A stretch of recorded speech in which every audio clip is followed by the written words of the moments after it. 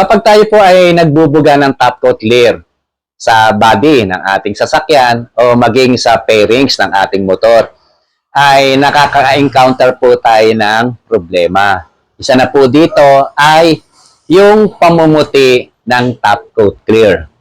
Bakit nga ba ito namumuti?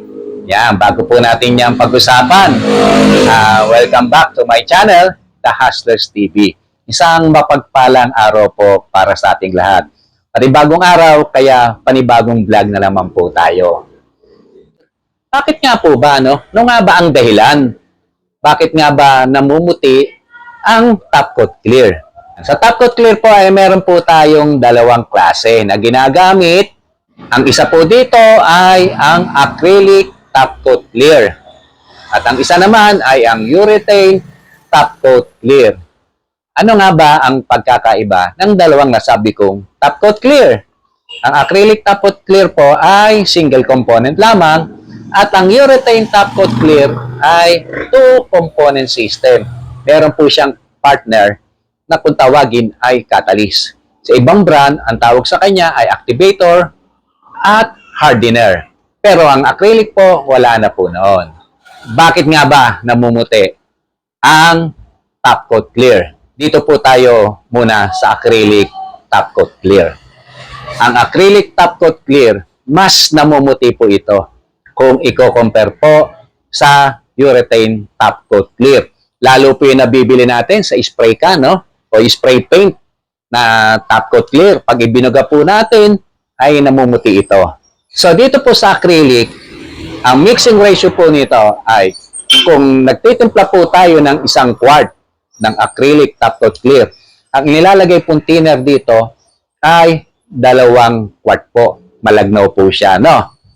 Yan, kasi po itong acrylic top coat clear, kapag malapot po ang ating pagkakatimpla, pag ibinagaw po natin ito po ay nagsasapot-sapot. Kaya mahirap po ibuga ito. Pero pag nasa tamang mixing ratio, malagnaw siya, nakakatakot naman. Kasi kapag napatutok ang ating spray gun, ito po ay humuhulas. Yan. So balik po tayo kung bakit namumuti. At mas namumuti po ito ikumpara sa urethane top coat clear. Dahil ang acrylic po ay thinner lamang ang hinihalo. Lalo na kung ang gagamitin nating thinner dito ay ordinaryong acrylic thinner lamang. Mas namumuti po siya.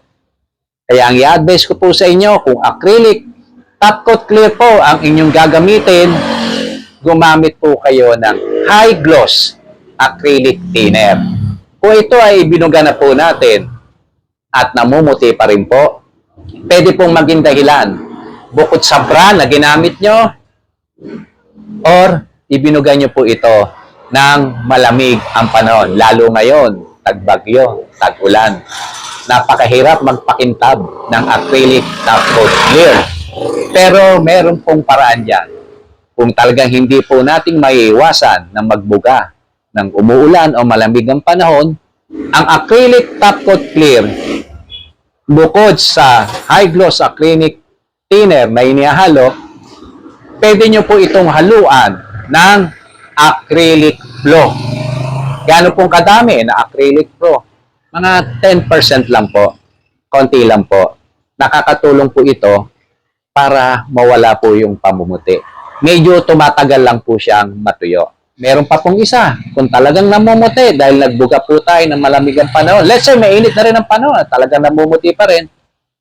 Gamitan po natin ng heat gun or hair blower na mainit ang buga. Huwag po natin pakatutukan kasi posible na magkaroon ng bubbles. Masyadong maluto. So, padaanan nyo lang para uminit lang yung lugar. No? So, yung pagkabuga nyo at medyo namumuti, padaanan nyo rin. Utik-utik po yung mawawala. Huwag nyo pong pakatutukan. Medyo may layo po ang distansya. Then, paanggihan nyo lang po ng mainit na hangin. Yang makakatulong po yan.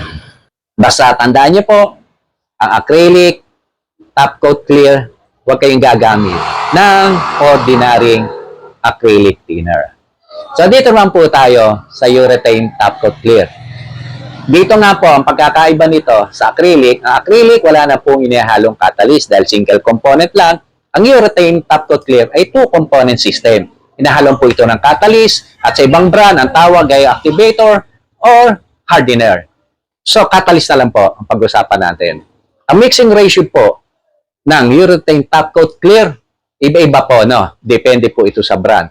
Meron kasing urethane top coat clear na no thinner na po. At meron din naman pong 10% lang yung thinner na inihalo at meron din kung kano karami yung hinaluan na urethane top coat clear ng catalyst ay ganong kadami rin ang thinner na ating nilalagay. Dito po ay wala ng urethane flow na inilalagay pa. Kung ikukumpara sa acrylic, pwede nating haluan ito ng acrylic flow. Tandaan nyo po, ang mixing ratio po ng urethane top coat clear ay nagbe-base po ito sa brand. Kaya kung bibili po kayo ng urethane top coat clear, alamin nyo po sa paint center na inyong napagbilan. O para maturuan kayo ng tamang mixing ratio. Ito pa po, isang medyo maselang sa urethane top coat clear. Kapag sumala po kayo ng paglalagay ng catalyst, naparami po doon sa hinihinging mixing ratio, asahan nyo na po, hindi ito matutuyo. Malinaw po yan. Okay lang po, mabawasan ng kaunti yung catalyst o hardener o activator. Huwag po yung sumobra. Akala nyo kasi pampatibay, mas maganda, marami. Hindi po. Hindi po matutuyo. At meron pa pong isa. Ang urethane top coat clear, kapag merong thinner ang ginamit nyo, ideal na pagbubuga po dito ay every 15 minutes na interval lamang o plaso. Dapat i-recoat nyo na po. Ngayon, ang problema po dito, kung nag-first coat po tayo at nagkaroon ng dumi na kailangan itong patuyuin munang mabuti bago lihain at bago nating i-recoat ulit ng top coat clear.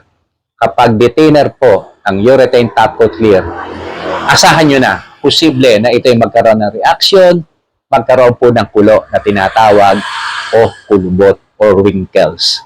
Basta tatandaan nyo po, kung maganda yung lugar nyo, kulong, meron kayo exhaust fan, may spotlight, may iwasan yung mga alikabok, yung dumi, mas magandang gamitin po yung may mga thinner.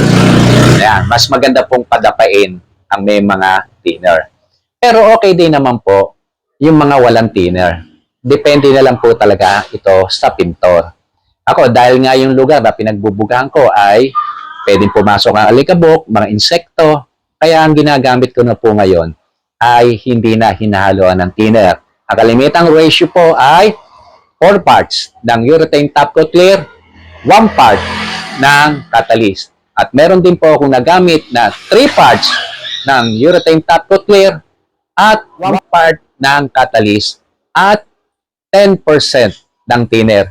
Kung malagnaw at pwede namang ibuga, pwede nyo na pong hindi haluan ng urethane thinner. So, bumalik po tayo ulit sa pamumuti. Ang urethane top coat clear, hindi siya ganong kadaling mamuti. Lalo na't magandang brand ang inyong nabili. Pero kung hindi maiiwasan na mamuti ang top coat clear na gawa ng urethane dahil nga nagbuga po kayo ng malamig ang panahon, gamitan nyo rin po ng heat gun or hair blower na bumubuga ng mainit na hangin. Huwag nyo rin pong tututukan, padaanan nyo lang po para uminit ang surface o yung binubugahan nyo. Let's say, naibuga nyo na, nainitan nyo na, nabuga niya at nakita nyo namumuti, pasadahan nyo po ng hair blower. Yan. Then, every 15 minutes po, pwede na kayong magbuga ng urethane top coat clear. Ang kagandahan lang po sa walang thinner na hinahalo, hindi po siya ganong kadaling magkaroon ng reaction o kulo.